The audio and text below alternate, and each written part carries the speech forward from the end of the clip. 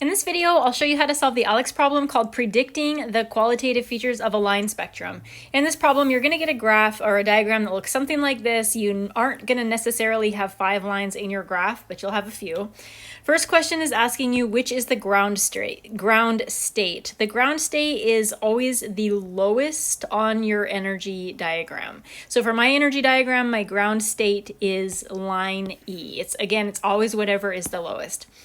The next question asks how many excited states there are. Everything other than the ground state is an excited state. So for my diagram, I have a total of 4 excited states. Then it asks how many lines there are in the absorption line spectrum. Now your problem might be asking about the emission line spectrum. Whether it's asking about absorption or emission, the answer is going to be the same. This question is asking you how many different possible transitions are there from one line to another.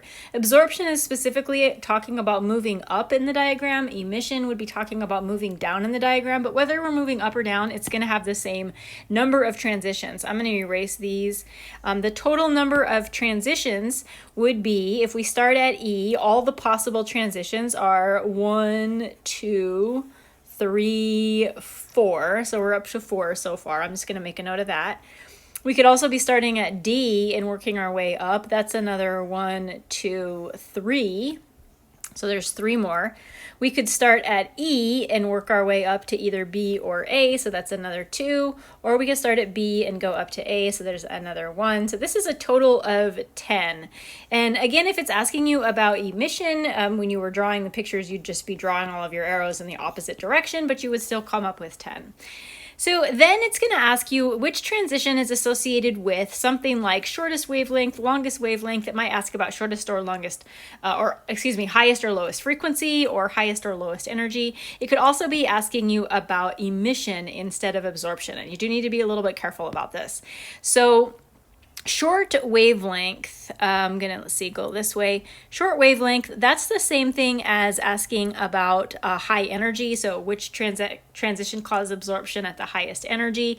It's also the same thing as asking about low frequency. So short wavelength, high frequency, high energy, high frequency, short wavelength, they all represent the exact same thing.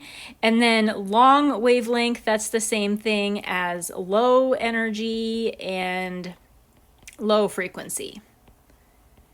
And on the energy diagram, the absorption that is corresponding to the highest energy is going to be the one that corresponds to the largest gap on the diagram. So for my diagram, this gap right here from A to E, this is going to be the highest energy. It's also going to have the highest frequency, and it is going to have the shortest wavelength.